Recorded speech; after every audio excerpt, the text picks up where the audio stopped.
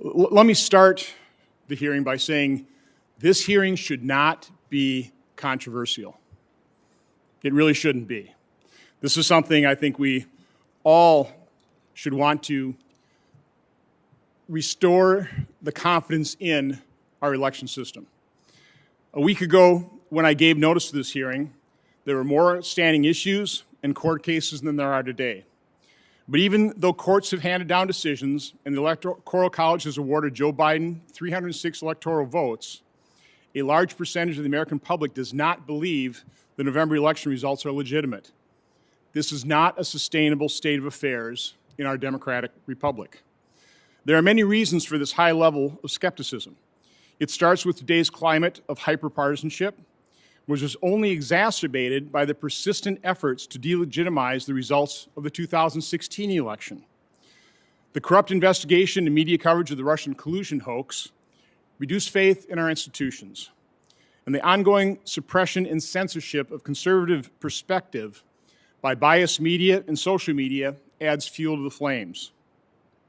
Senator Grassley's and my investigation and report on the conflicts of interest and foreign financial entanglements of the Biden family is just one example of how media suppression can and does affect the outcome of an election. It is both amazing and galling that all of a sudden, post-election, this has become a news story and a scandal worthy of investigation. With less than a month left in my chairmanship of this committee, the examination of irregularities in the 2020 election will obviously be my last investigation and last hearing as chairman. But oversight into election security should continue into the next Congress because we must restore confidence in the integrity of our voting system. In the time we had, it was impossible to fully identify and examine every allegation. But many of these irregularities raise legitimate concerns, and they do need to be taken seriously. So here's a brief summary of what we did learn. And a lot of this should provide American public comfort in the integrity of our election system. First, multiple controls do exist to help ensure election integrity. Voter registration rules and election logs for both in-person and absentee vote balloting are used to verify eligible voters and help prevent fraudulent voting. But it is not a perfect system, as we will hear in testimony today. We have increased the percentage of votes using paper ballots from 82% in 2016 to 95% in 2020, and a lot of that had to do with the efforts of CISA and Chris Krebs, recognizing that was a vulnerability in our system, not having that audit trail. So this is a significant improvement in providing a backup audit trail, but only if full or statistically valid recounts occur. There is no uniform method of transmission. It is not fully automated, and thousands of human beings are involved in the process. So human error does occur, but that is what paper backups and post-election canvassing is designed to catch. Today we will hear testimony on how election laws in some cases were not enforced, and how fraudulent voting did occur, as it always does. The question that follows is whether the level of fraud would alter the outcome of the election. This year, in dozens of court cases, through the certification process in each state, and by the Electoral College vote, the conclusion has collectively been reached that it would not. However, lax enforcement, denying effective bipartisan observation of the complete election process, and failure to be fully transparent or conduct reasonable audits has led to heightened suspicion. On March 7, 2018, it was reported that Senators Klobuchar and Shaheen asked, quote, major vendors of U.S. voting equipment whether they had allowed Russian entities to scrutinize their software, saying the practice could allow Moscow to hack into American election infrastructure. Then last year, on March 26, 2019, Senators Klobuchar, Warner, Reid, and Ranking Member Peters wrote, quote, the integrity of our elections remain under serious threat. Our nation's intelligence agencies continue to raise the alarm that foreign adversaries are actively trying to undermine our system of democracy and will target the 2020 elections as they did in 2016 and 2018 elections. And then on December 6, 2019, Senators Warren, Klobuchar, Wyden, and Congressman Pocan wrote, quote, "We are particularly concerned that secretive and trouble-plagued companies owned by private equity firms and responsible for manufacturing and maintaining voting machines and other election administration equipment, quote, have long skimped on security in favor of convenience, leaving voting systems across the country prone to security problems." Now again, those were 3 letters from Democrat members of Congress. Now, maybe I missed it, but I don't recall the media or anyone else accusing these 8 congressional Democrats of indulging in, quote, quackery and conspiracy theories, unquote, or their letters of being a, quote, ridiculous charade, unquote, as Senator Schumer did when he used those exact same words attacking me in this hearing on the Senate floor. The fact that our last 2 presidential elections have not been accepted as legitimate by large percentages of the American public is a serious problem that threatens our republic. I do not say that lightly. This hearing is part of what should be ongoing congressional oversight that is meant to transparently address that serious problem. You know, Mr. Chairman, if we have learned anything over the past few years, it's that we cannot take our democracy for granted. And I appreciate that even the chairman's rhetoric around this election has evolved over the last 24 hours. But let me be clear, deciding to move forward with this hearing is still dangerous. Now, I understand the chairman's desire to ensure our elections run smoothly, and I agree that we need to restore faith and trust in our election process. But I'm concerned that today's hearing will do more harm than good by confusing a few anecdotes about human error with the insidious claims the president has aired. Again, I don't see anything dangerous about evaluating information, about doing legitimate congressional oversight. Nothing dangerous about that whatsoever. As I said in my last hearing, closed-mindedness is a real problem for a lot of the issues we face today. And the reason I want to enter this in this article in the record, I really hope people read it because it really speaks to an awful lot that I covered in my opening statement of why we're in this unsustainable state of affairs in this country, where after 2016, 4 years of resistance, failing to recognize, refusing to recognize the legitimacy of that election, and here we are again. This is not sustainable.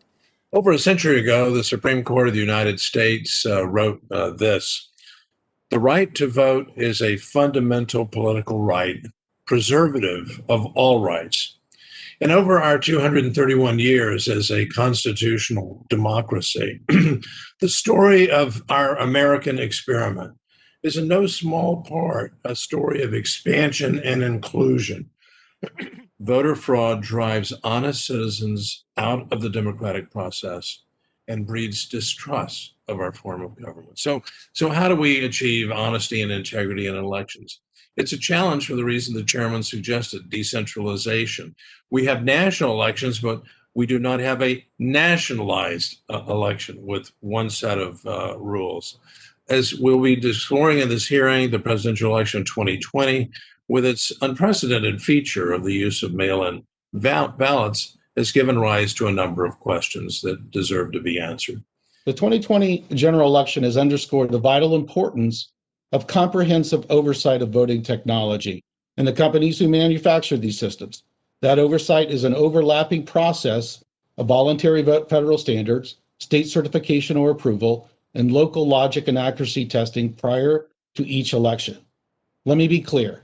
The EAC has confidence in the voting systems we certify and in the state and local election administrators who ran the election. First and foremost, that's due to the process the voting system manufacturers must undergo to receive federal certification. The absentee voting in Wisconsin is treated quite differently, I believe, than other parts of the country. Let me read for you what the legislature found. It's in our statutes. It says that the legislature finds that the privilege of voting by absentee ballot must be carefully regulated to prevent the potential for fraud or abuse, to prevent overzealous solicitation of absent electors who may prefer not to participate in an election, to prevent undue influence on an absent elector to vote for or against a candidate. As a consequence, our laws are strictly construed, and even more so, let me read again from the law, Results which do not comply with those regulations, quote, may not be included in the certified result of any election. Uniquely, we are able to examine actual envelopes that contain the ballots that are submitted by absentee voters. This allowed us to identify by person, by address, by ward. It's not conspiracy. The real names are in the record. And here's what we found. We found that there were incomplete and altered certificates. These are the certificates on the front of the envelopes that have to be exactly done correctly under our law. If not, those results may not be counted. How many of those?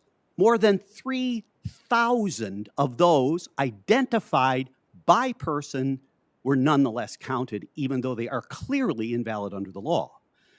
A second category. Initials of clerks are placed on all of those envelopes. Why? Because the clerk identifies it having been properly received and identification is provided. That's the check in advance of the election. What did we find? More than 2,000 of those ballots in Dane and Milwaukee County had no initials at all, but nonetheless, they got counted. We also have special laws in Wisconsin with regard to voting in advance. We do not allow advance voting. We allow in-person and other voting as absentees. So anything before Election Day is under our absentee rules. What did the city of Madison do? They created a system where people could arrive at a park, hand in their ballots in envelopes 5 weeks before the election. They also created boxes. No controls at all, just boxes on corners that you could throw the ballot in. No attempt at all. And our statutes explicitly say there are only 2 ways to submit an absentee ballot: in person or delivery to the clerk's office. That's it.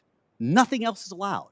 And yet the city of Madison, we had 17,271 ballots in this category that we identify. There are tens of thousands more because they commingled the ballots afterwards, so we couldn't identify each one that may have been improperly cast. Then we have an interesting category called indefinitely confined. These are people which the statute, I read from the statute, by age, physical illness, or infirmity, or are disabled indefinitely. Among those claiming this status, so they don't have to provide any identification, among those claiming this status is one of the electors for Joe Biden. Who said, I can't get to the polls. We have poll workers who claimed it. We have people who went to protests, people who had weddings, people who had vacations, all claimed this status. I can't get to the polls, so they were able to vote without identification. There were 28,395 people we explicitly identified. 3 million people properly voted in the state of Wisconsin. More than 200,000 identified during this recount did not. But those votes got counted, and our statute says they should not have been. That, in our view, is a taint on our election in Wisconsin. Thank you. Thank you, Mr. Troupis. And I believe Joe Biden won our state by about 20,000 votes. Correct. And you're talking about over 200,000 that were outside of our law that probably, if the law would have been followed, probably shouldn't have been counted. Correct. Shouldn't have been accepted, shouldn't have been put in the ballot pool. And of course, the remedy is not particularly pleasing, which is one of the reasons the decision went its way. Actions by the Pennsylvania Supreme Court, which undermined the controls inherent in Act 77 of 2019. The controls which were undermined included, on September 17th, 2020, the Supreme Court unilaterally extended the deadline for mail-in ballots to be received to 3 days after the election. They mandated that the ballots mailed without a postmark would be presumed to be received, and allowed the use of drop boxes for collection votes. And then on October 23rd, 2020, upon a petition from the Secretary of the Commonwealth, ruled that mail-in ballots need not authenticate signature for the mail-in ballots, thereby treating in-person and mail-in voters dissimilarly and eliminating a critical safeguard against potential election fraud.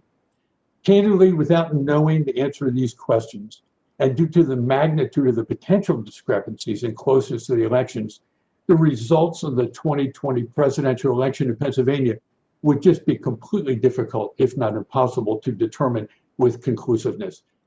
This year, thousands upon thousands of Nevada voters had their voices canceled out by election fraud and invalid ballots. Here's how it happened. On August 3rd, 2020, after a rushed special session, Nevada legislators made drastic changes to the state's election law by adopting a bill known as AB 4. The election was inevitably riddled with fraud, and our hotline never stopped ringing. While the media and Democrats accused us of making it all up, our team began chasing down every lead. Our evidence came both from data scientists and from brave whistleblowers. Here's what we found. Over 42,000 people voted more than once. Our experts were able to make this determination by reviewing the list of actual voters and comparing it to other voters with the same name, address, and date of birth. This method was also able to catch people using different variations of their first name, such as William and Bill, and individuals who were registered both under a married name and a maiden name. At least 1,500 dead people are recorded as voting, as shown by comparing the list of male voters with the Social Security death records. More than 19,000 people voted even though they didn't live in Nevada. This does not include military voters or students. These voters were identified by comparing the list of voters with the U.S. Postal Service's National Change of Address database, among other sources. About 8,000 people voted from non-existent addresses. Here we cross-reference voters with the Coding Accuracy Support System, which allowed our experts to identify undeliverable addresses. Over 15,000 votes were cast from commercial or vacant addresses. Our experts found these voters by analyzing official U.S. Postal Service records that flag non-residential addresses and addresses vacant for more than 90 days. Incredibly, almost 4,000 non-citizens also voted, as determined by comparing official DMV records of non-citizens to the list of actual voters in the 2020 election. The list goes on. All in all, our experts identified 130,000 unique instances of voter fraud in Nevada. But the actual number is almost certainly higher. Our data scientists made these calculations not by estimations or statistical sampling, but by analyzing and comparing the list of actual voters with other lists, most of which are publicly available. The nation should also thank the many federal, state, and local government election partners for the crucial work that's been done that would give our citizens the confidence that their vote was counted as cast. We should also be taking a victory lap, celebrating a job well done. While elections are sometimes messy, this was a secure election. Of that, I have no doubt. Chairman. The decision by the Wisconsin Supreme Court obviously went against you. Maybe not totally against you. I did read the rather scathing dissent from the Chief Judge. Can you just describe exactly what, in summary fashion, what the Wisconsin Supreme Court's decision was based on your lawsuit? So the Wisconsin Supreme Court was urged by the Biden campaign not to address any substantive issues. And that's exactly what happened. The Biden campaign argued to the court that we're not going to talk about any of the substantive things. We're not even going to dispute the things I just brought up to you. But instead, you just shouldn't hear them because a state agency, the Wisconsin Election Commission, had authorized some of these activities. And candidly, as Chief Justice Roggensack and other dissenters held, one, the claims are substantive, they are substantial, and they needed to be addressed. Second, the Wisconsin Election Commission is a bureaucratic organization explicitly that the same court just 4 months ago said has no meaning. It is not law. It is some advice given and that the statute should control. We were disappointed, not so much in the decision, but in the fact that the decision itself is premised not on an analysis of the law, nor the analysis of the claims. It's an idea that we should not have a transparent system, that you're not going to address these things. And that's what they argued. And it's really a sad day, frankly, when the opposition doesn't argue we're wrong. It argues we shouldn't be heard. That's a strange thing in a state that is so transparent as ours. They simply tried to use technicalities and limiting our evidence, limiting the amount of witnesses we could bring forward, saying that we couldn't introduce any live testimony, but only 15 depositions, only use 15 depositions to show 130,000 instances of voter fraud. And then when it went to the Supreme Court of Nevada, they gave us 2 hours to brief the issues before immediately coming down with a decision. A record was over 8,000 pages long. We were never fully considered by those courts. There was fraud in this election. I don't have any doubt about that. There was fraud. We just don't know the extent, and we don't know what the remedy would be when identified. The trick about elections is that, you're not so much trying to convince the winner they won, it's the loser that they lost, and you need willing participants on both sides. And I think we've got to get back to that point. Otherwise, we're going to have a very difficult time going forward, maintaining confidence in this American experiment. I just have to talk about Russian disinformation, because the people peddling it are not on my side of the aisle. Senior Democrat leaders, including Ranking Member Peters, were involved in a process of creating a false intelligence product that was supposedly classified. They leaked to the media that accused Senator Grassley, the President Pro Tem of the Senate, and myself of accepting and disseminating Russian disinformation from Andrei Derkach. I'd never heard of the person until they brought it up. That's where the disinformation is coming. That's where the false information, the lies, the false allegations. I can't sit by here and listen to this and say that this is not disinformation, this hearing today. This is getting information we have to take a look at to restore confidence in our election integrity. We're not going to be able to just move on without bringing up these irregularities, examining them, and providing an explanation, and see where there really are problems so we can correct it moving forward. Senator Paul. Mr. Chairman, I got to respond to that. I mean, you're saying I'm putting out information. Well, one, it had nothing to do with this report. You lied repeatedly. I did not you author lied this. repeatedly in the press that I was spreading Russian disinformation, and that was an outright lie, and I told you to stop lying, and you continue to do it. Mr. Chairman, this is not about airing your grievances. I don't know what rabbit hole you're running down. You right talked now. about love Russian going down rabbit disinformation. holes. Senator Paul. This is simply not what we're dealing Senator Paul. with. But, Mr. Chairman, you can't make these Judge false Starr. allegations and then dropping it there.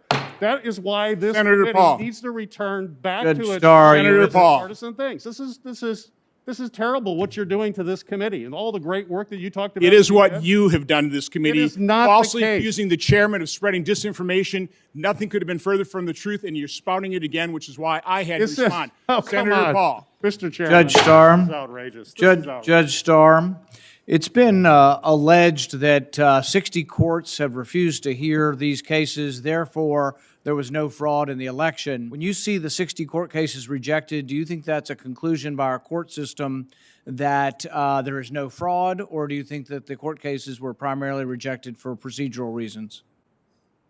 Right, Senator Paul, it is my understanding that the vast majority of these cases were rejected for rightly stated procedural reasons, as opposed to merits-based or substantive-based evaluations. We are a United States of America, and if something bad happens in one state that ends up having an effect on another state, we have such respect for our states as sovereign entities within our union that the argument is, I think, quite reasonable.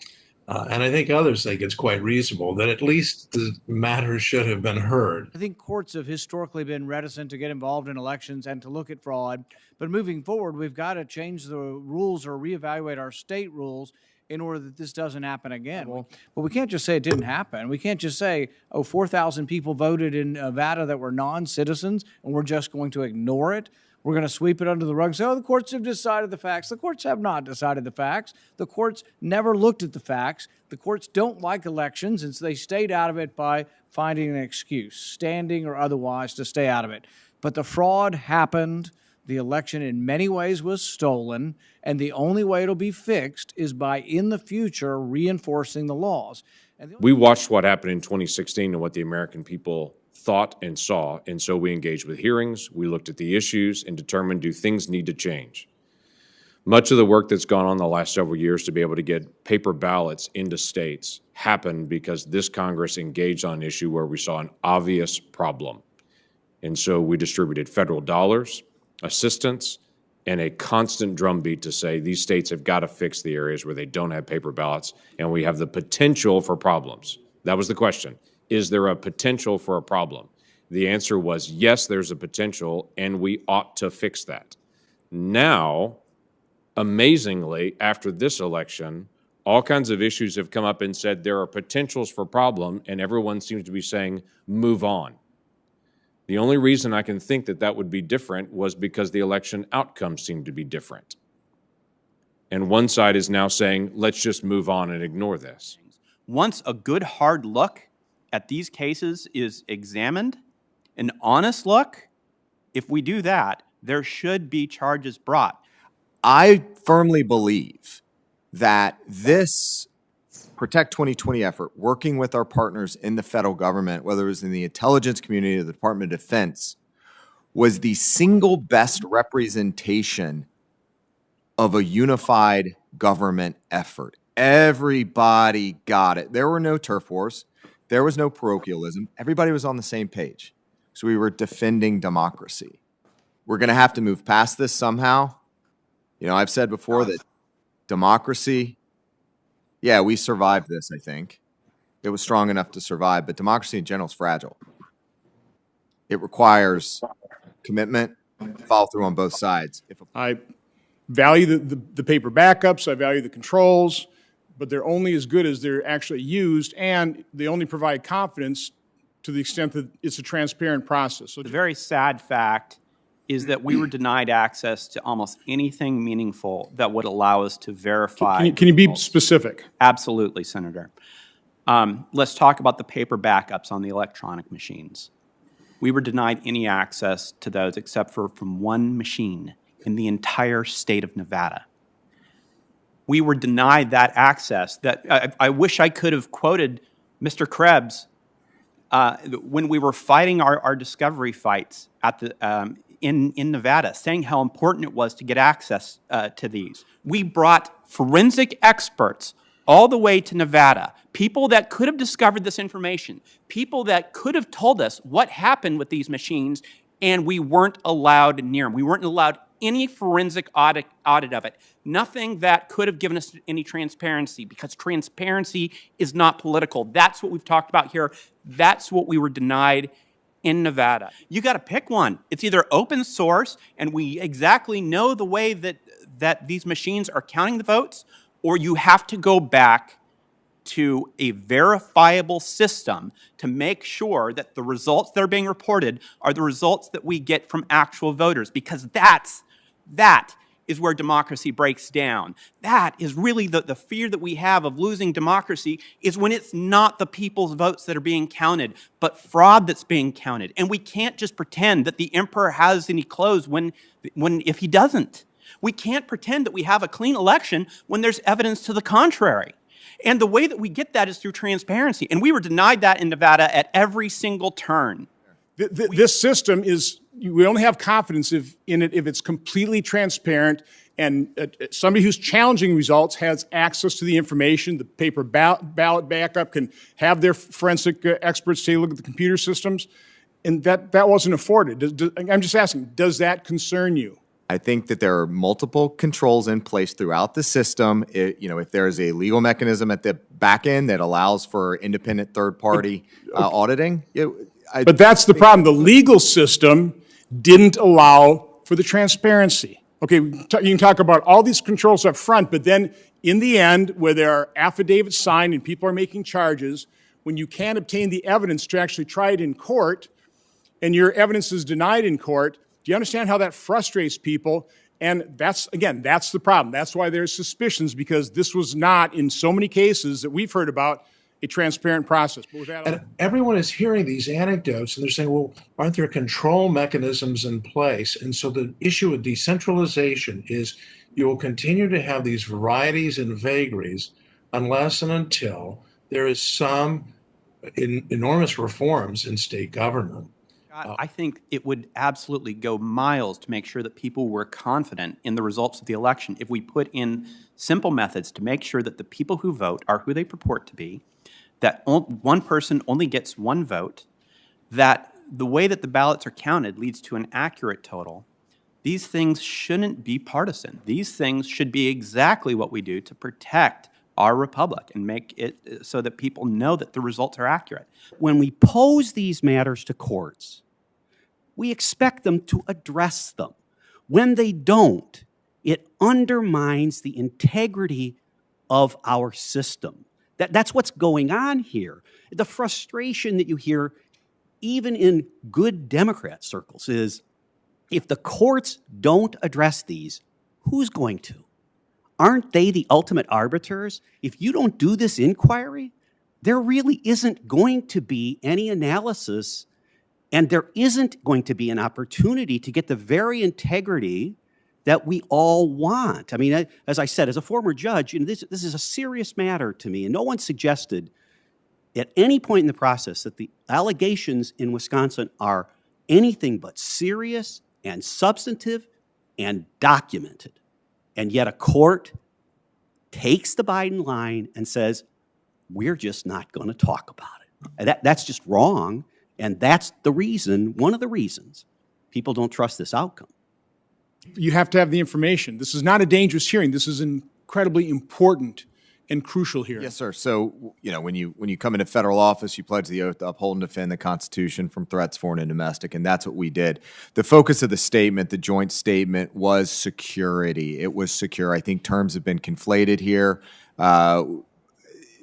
Alleging that we were speaking to the fraud aspect. We absolutely were not. We were talking about security, hacking, manipulation of these machines. That was the thrust of the statement.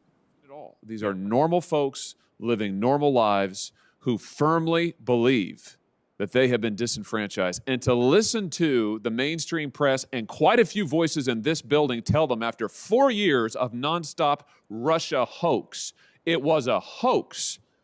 It was based on, the whole Russia nonsense was based on, we now know, lies from a Russian spy. The Steele dossier was based on a Russian spy. After 4 years of that, being told that the last election was fake and that Donald Trump wasn't really elected and that Russia intervened, after 4 years of that, now these same people are told, you just sit down and shut up. If you have any concerns about election integrity, you're a nutcase. You should shut up. Well, I tell you what, 74 million Americans are not going to shut up, and telling them that their views don't matter and that their concerns don't matter and they should just be quiet is not a recipe for success in this country.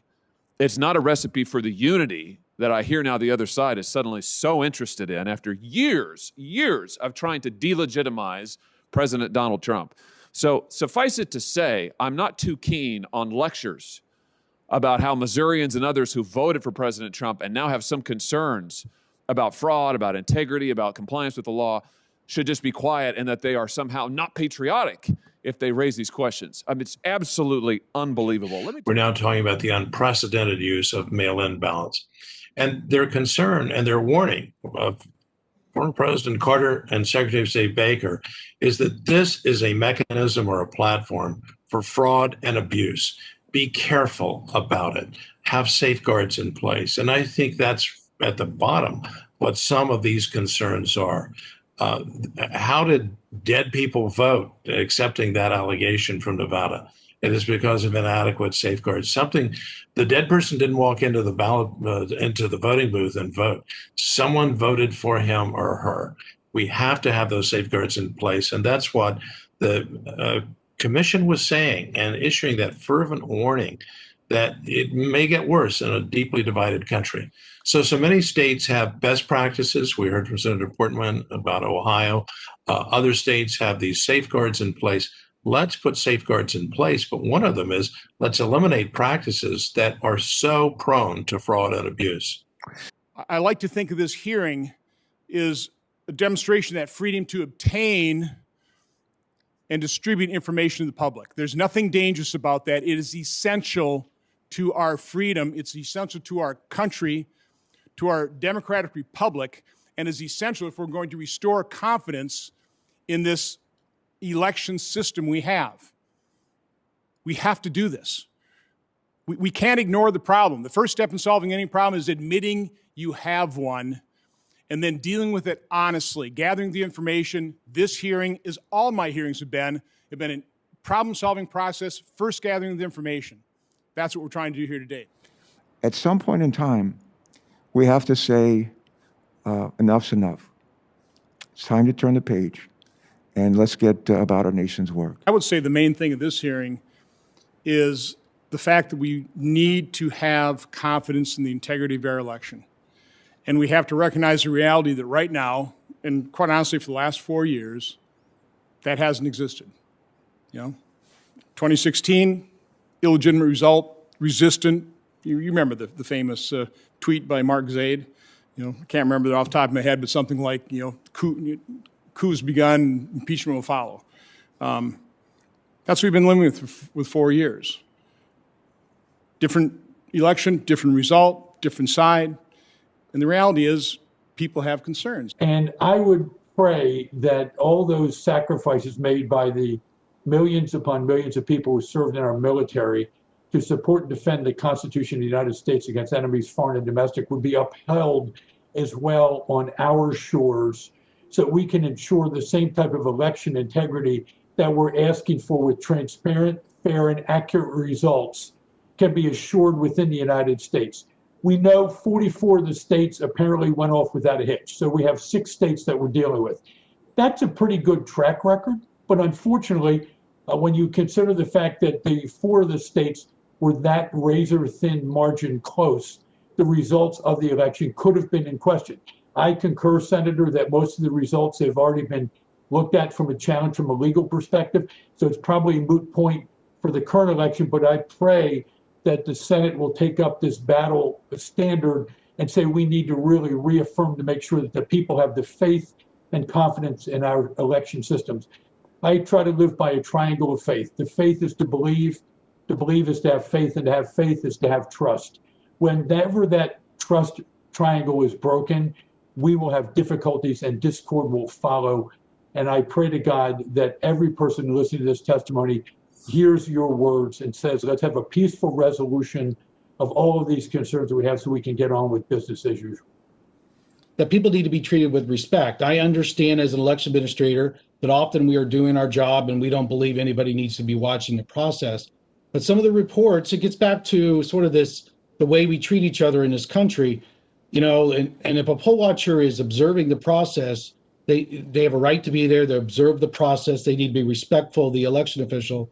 There were some significant reports that process was, interfered with.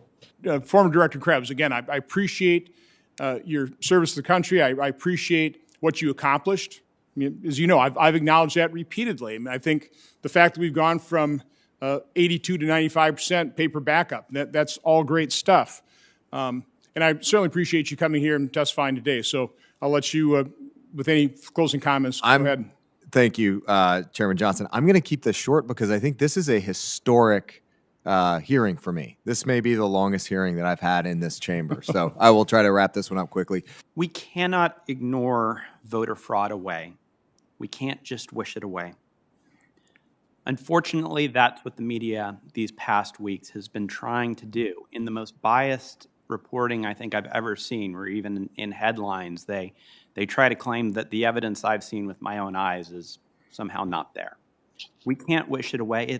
It is just simply right now a gaslighting attempt on America. This is real. This happened. We have to address it. I would tell you we are at that seminal moment today relative to the sanctity of our elections that have probably been building since 1787. But now is the time for all of us to sit back and say we need to not vilify one another. And Senator, I applaud you for your willingness to get to an open, transparent basis here. But we need to sit down and do these types of hearings.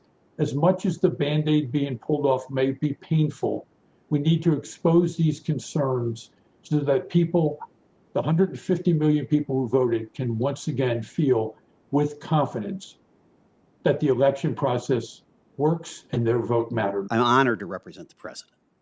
I was honored to get the call, but I'm not naive. One of the reasons I was called is because virtually every major law firm in this country and in this city refused to represent the president, not because of the lack of merit of his claims. We've certainly demonstrated there's merit, but because of the cancel culture, because of the environment that has been created by the left that has intimidated lawyers. So they can't be here. They're not here because, from the giant law firms, precisely because they were ordered by their management committees and others that you cannot take those cases. And the reason you cannot take those cases is because our clients or the Democrat Party or the incoming administration will remember that and they will hold it against you. That's a sad state of affairs. One of the reasons people are doubting the election is because the other side here, the Biden campaign's primary defense is don't hear the evidence. Don't let them litigate. Don't have a court rule on the substance. Let's be honest, that's what's going on. And so that's why the public doesn't trust this outcome. It's not about the president. It's about what the other side is doing to intimidate and force people not to listen, not to take the evidence. We had 4,000 people volunteer from everywhere in the country to come to Wisconsin to participate in the process. We had over 2,500 volunteers over a 10-day period take their own time, their own money, come from all over the country, and they came and they attended the recount and they participated. And I said to the recount on the floor, the Democrats and the Republicans, I said, if you are losing your faith in the greatness of this republic, look at this recount. Look at the number of people from the Trump campaign and from the Biden campaign that would give of their time and effort to be here, in that case in Madison, Wisconsin. It was humbling, truly humbling. Today's hearing has been a tribute to the Constitution. I love Senator Carper's comments about December 7, 1787, and the idea to form a more perfect union. And this hearing has been in that spirit. In politics, if you don't have integrity, you don't have anything. And what this hearing is trying to do is to how can we, in fact, promote not just confidence in government, but how can we, in fact, promote the integrity and honesty, which is at the bedrock of the kind of government in whom we can trust. So this hearing is not dangerous. What would be dangerous is not discussing this openly and frankly with transparency. This is a problem that we have to acknowledge and recognize and solve together. And we're only going to do that with information. So I'm soliciting information. Okay, this is only part of the process. There was oversight before this hearing. There needs to be oversight after this in the next Congress. Hopefully I can work with Senator Carper, who I think we all recognize has done a pretty good job of outreach here and some pretty bipartisan words here. So I'm hoping that's how we can move forward. Because I truly think as Americans we share the same goal. We all want a safe, prosperous, secure country, state, community. That's what we want. We want to be able to raise our children in safety and freedom. And the way it works in this country is through participation in the democratic process. So I think everybody in this panel wants to make sure that we have good participation. We encourage citizens to participate. We also want every legitimate vote to count. But we should be every bit in favor of making sure that every vote is legitimate. And that's what this is all about.